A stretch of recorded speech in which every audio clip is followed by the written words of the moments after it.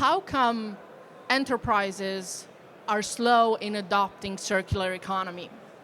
And I think what we have at hand is a trust dilemma today. So let's take a look at how we can solve this and turn circular IT into a business advantage for the enterprises. What I want to explore with you today is what trust means for enterprises and how quality, transparency, and measurable outcomes can make that circular economy can turn into a business advantage. Well, the real question is not whether organizations should buy more refurbished services, but how they can make better technology decisions across the entire life cycle. You see, enterprises don't really ask me, Alexandra, should we buy refurbished technology? They ask, how can we reduce cost? How can we report on technology-related emissions? How can we confidently report against these emissions and have audit-ready reporting, right? How can we be ready for the AI transformation without dramatically increasing our energy consumption? Basically, to answer all of these questions, trust and alignment are both essential to find the right solutions, because trust creates confidence and alignment really empowers execution. So when we don't have both together, circularity remains basically a pilot. But when we do put trust and alignment together, circularity becomes a business advantage. So this is a stat that I find it's particularly important for sustainability nowadays. Only 36% of businesses have fully integrated their sustainability and technology strategies with KPIs aligned to their corporate environmental strategy. Now, what does this mean? It means that technology and sustainability strategies are still deliberately separate in many organizations. But technology is today probably the largest business enabler. It also means that it has a part in the emissions that count for that corporate organization, right? It is an important emitter at corporate level. So without alignment, significant opportunities are lost here. Now, trust means different things to different stakeholders around the organizations. And let's be true to ourselves, we never talk to the same role when we talk about circularity, when we talk about technology and sustainability together, we never talk to the same person. Every company will have a different role in charge of driving that alignment between technology and sustainability, right? And every stakeholder has a different angle. They look at technical IT circularity from a different angle, right? A CIO will ask about reliability, performance, security. Procurement will think, well, can I trust this supplier? Can they really handle the risk? Can they provide reliable warranty? A CFO will mainly look at the business case. They look at the financial aspect of things, right? A sustainability manager will look at the carbon reporting and will think, are these informations that can outstand an audit report, right? And then at an executive level, the senior leadership will not even look at all of the above. They will think about, is this all aligned to my corporate strategy? Is this supporting my forward vision for the company? Now, circular IT succeeds only when every one of these stakeholders find value in the same decisions, right? Now, organizations worry mainly about the same aspects. There is a general sense of alignment about what they are looking for. They worry about performance, right? Will these refurbished devices meet my business requirement at the enterprise level, right? They look at measurement. Can I credibly use this for auditable reporting? They look at risk. Can I trust quality, security, and warranties? And then they look at the economics. What is the business case? What is this solution saving for me? Or what is it giving to me in terms of financial gain? What is the business case? So the lack of cross-functional trust is what slows the enterprise adoption. Now, I think customers first need to trust the organization behind the solution, right? So credibility comes from accountability. In Lenovo, we think that before we can talk about circular economy, before we can talk about sustainability, we need to look at our own strategy and build our own decarbonization path. So this is why I am very proud to say that Lenovo was the first PC and smartphone manufacturer to have a net zero commitment goal that was validated by SBTi net zero standards. And scope 3 emission reduction is very important to us. For sold products, right, for the products that we produce and sell to our customers, from upstream transportation and distribution and purchased goods and services. But then we don't expect for the industry to take us for our word, right? So independent assessment from organizations such as CDP, MSCI, EcoVadis have therefore become very important as signal trust in customer conversation. Now, this is how we approach sustainability in Lenovo. A circular approach really is not about the end-of-life management. It's not a conversation about end of life. It starts with design. It starts with envisioning products that are built to be repaired, right? And that can possibly have a second life, right? It goes through the manufacturing process as well, like innovation in manufacturing technologies like low temperature soldering in motherboard components.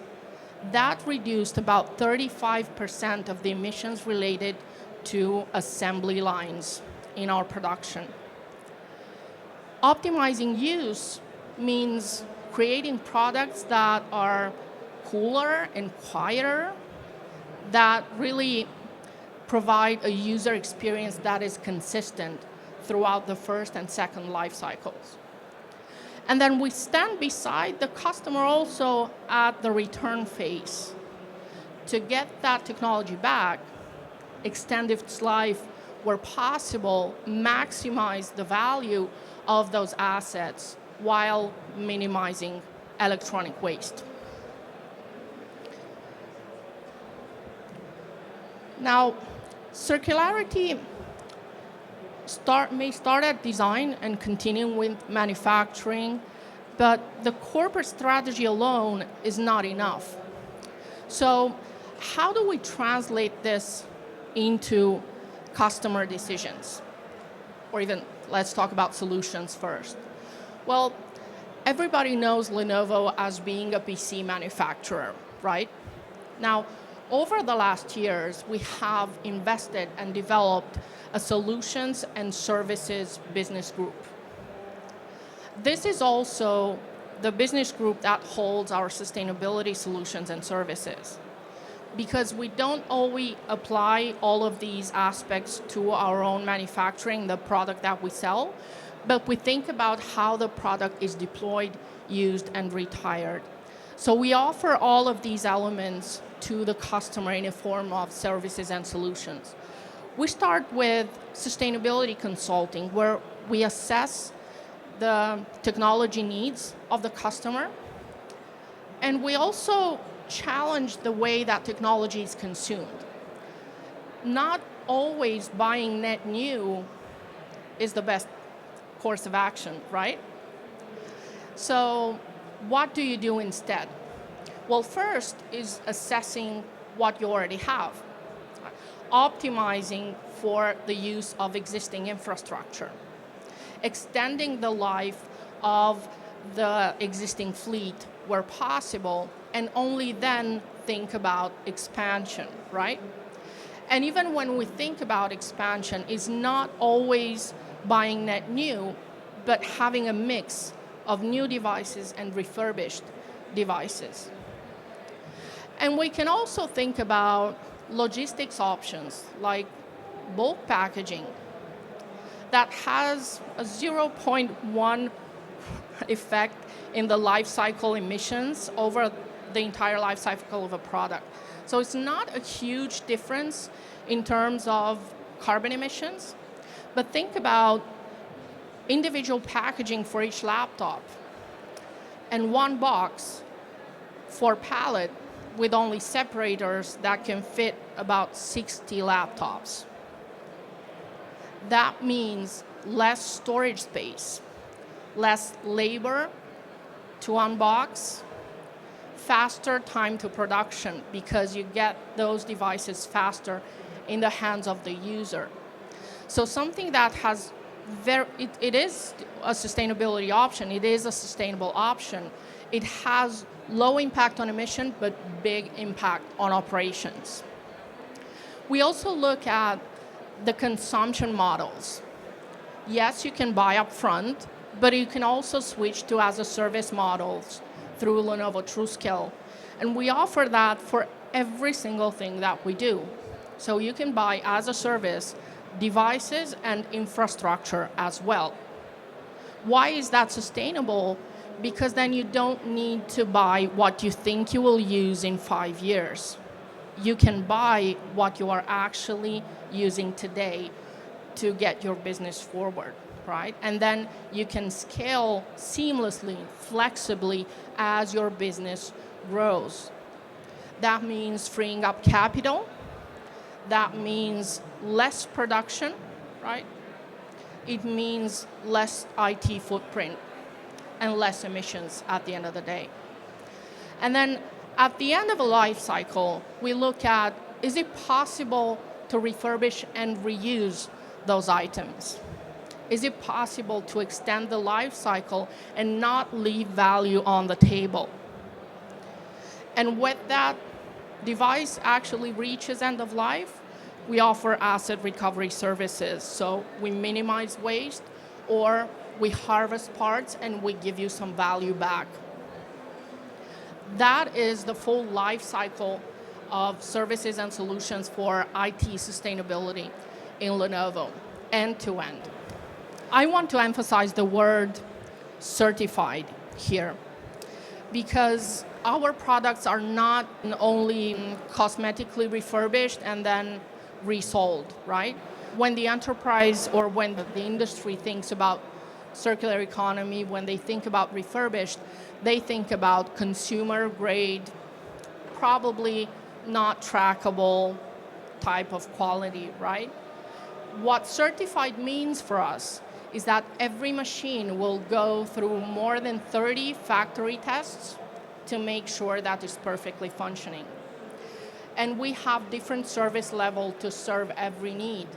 We can go from as little as cosmetic refurbishment, right? Repainting all of the external parts and testing the battery, replacing it if it's under 80% utilization rate. That is the minimum service, right? Then we can go to replacing parts with original Lenovo parts, up to switching the display if needed. So it's a very flexible service that at the end comes with a certified warranty and support and the certification for NIST sanitization, data sanitization. So security is a crucial part of this process. Now, customers have started to ask very elaborate questions when it comes to circularity nowadays. They don't just look for the optics of it. They also want to see what is the outcome. They want to report on it. So in Lenovo, we have invested into developing a product carbon footprint methodology for the certified refurbished devices. And we have invited a third-party, independent party to verify that calculation methodology because we wanted this data to be reportable, to be auditable. So we have found out that a refurbished device from Lenovo has from 50 to 58% less emissions than a net new device. We have also looked at, well, what are the other benefits? And we have partnered with a global consulting firm to test what it would look like in their business if they switched from 100% net new devices to 70% new and 30% refurbished devices. Well, in their case, it meant reaching 8% reduction in their global IT spend. It meant reducing 14% of the IT-related carbon emissions and 3% reduction in their total Scope 3 emissions at corporate level. So this meant the difference between, yes, this is a nice solution, to now we have the data we need to scale. So now the company is replicating these solutions in other countries and other geos.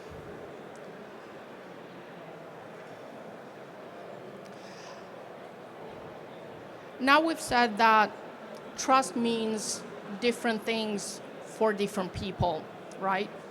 So if enterprise quality exists, the data is credible and documented, and the business case is proven, why aren't all organizations already embracing circular IT? Well, the main barrier, as we've seen it, is not technology or solutions portfolio. It is alignment. Because each of these roles involved in the decision-making process for circular IT to be an applicable solution in the organization, they look at it from a different perspective. Now, progress will happen when each of these stakeholders align on the business objectives.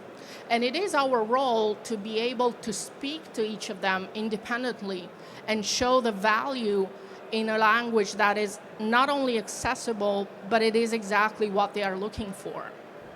Because the value is there for each and every one of them. So creating that alignment is crucial to create adoption, to drive adoption. Now, this is where consulting steps into place.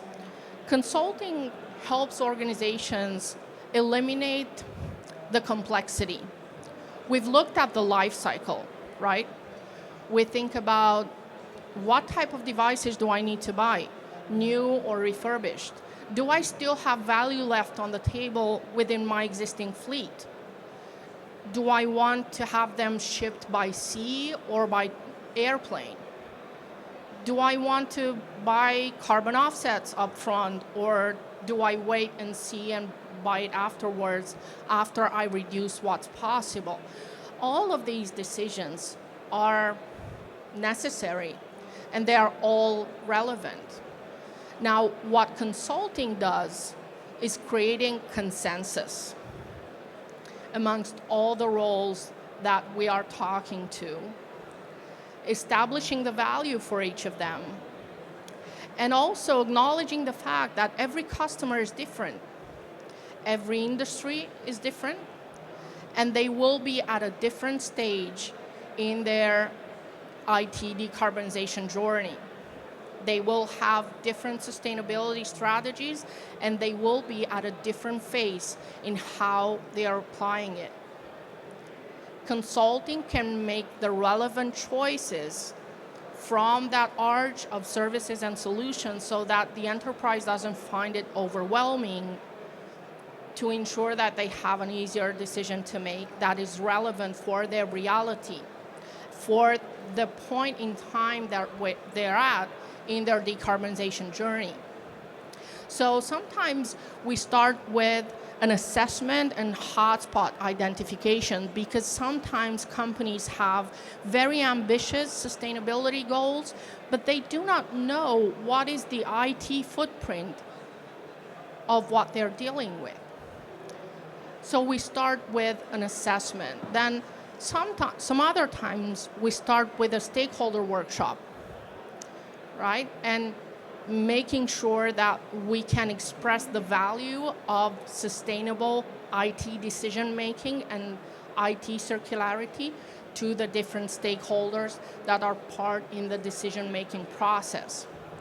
And then we have also invested in a lot of innovation. One of the latest, I would say, solutions that we have in Lenovo, it's called LISA, Lenovo Intelligent Sustainability Solutions Advisor.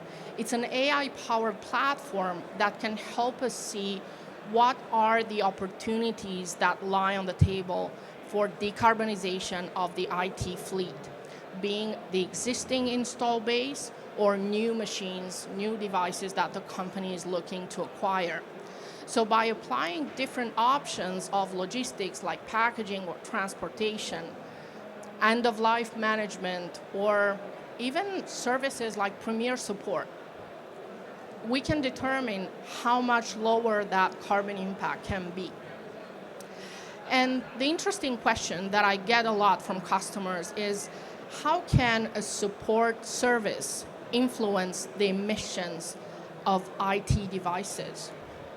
And the answer is very easy and very human-like, because exactly as we do need to do preventive medicine to have a healthier life, preventive maintenance for IT devices means that at the end of the three years life cycle, you will have a healthier device that has a longer chance to having a second life. So you protect the life cycle and the extension of the life cycle of your devices. And we can measure that in numbers.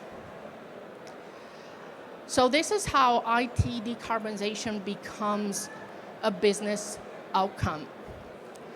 The future of circular IT is not determined by how many devices we refurbish, right?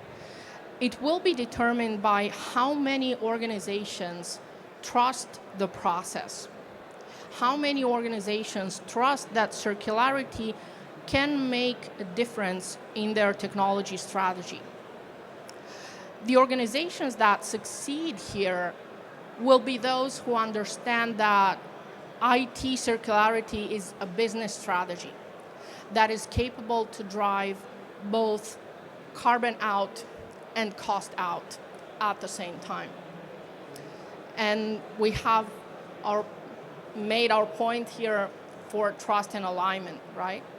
We can build the trust, we can create alignment throughout the stakeholders and show that IT circularity can in fact drive carbon out and cost out. That was all for today. Thank you very much for being here. Alexandra Asanache, ladies and gentlemen. Now you have the chance to ask her questions directly. Any questions in the audience? Yeah. Some manufacturers follow the policy for planned obsolescence for a certain device or spare parts to be obsolete after certain times. In your opinion, do you think this is support the circular economy or contradicting? I like that point. And we go back to the point where circular economy is not about end-of-life management, but it starts with design, right? In Lenovo, most of our devices are modular today, so that every part that becomes obsolete can be changed. And that's why we can today refurbish older generation and not lose value in the moment where we change from one generation to the next. Okay, any more questions? Don't be shy. I'm not either. Hi, Alexandra. Hello. Thank you so much. In your experience, what is the earliest indicator that tells you that sustainability transformation is actually working or it's likely to fail? Well, I think I am an optimist. So let's hope it's not failing us, right? Never. The way I look at sustainability is through the full ESG spectrum, right? Environmental, social, and governance. What makes it more likely to fail in some instances is looking at it only from a decarbonization perspective, right? But sometimes, let me give you an example. So if we talk about logistics, if we talk about transportation of the IT devices, right? We have the option of transporting those devices by sea or by plane, correct? So the more sustainable option would be by sea, right? Well, in fact, from an environmental perspective, it's correct. It can reduce about 98% of the emissions related to transportations for those devices, right? In reality, there are business aspects involved in that. So sustainability is not meant to be a blocker for business continuity. So in some situations, the more sustainable options can be airplane transportation because you need those devices for a business critical situation, right? Thank you. Thank you. So, then another question? Okay. Alexandra, thank you very much for being here. Thank you very much, everyone.